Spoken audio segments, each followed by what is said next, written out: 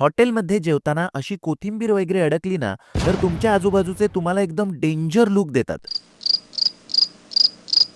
तर घरी व्हेज जेवण असताना जेव्हा नॉन-व्हेज खाण्याची इच्छा होते, तेव्हा माझ्यासाठी बेस्ट ऑप्शन असतो, तो म्हणजे बिर्याणी.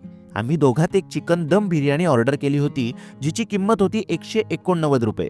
मेन म्हणजे बिर्याणीमध्ये मसाला आणि चिकन योग्य प्रमाणात होतं आणि टेस्ट पण चांगली आहे. तसेच इथे व्हेज थाळी आहे फक्त ₹89, पनीर मसाला थाळी आणि मिक्स व्हेज थाळी आहे प्रत्येकी ₹149.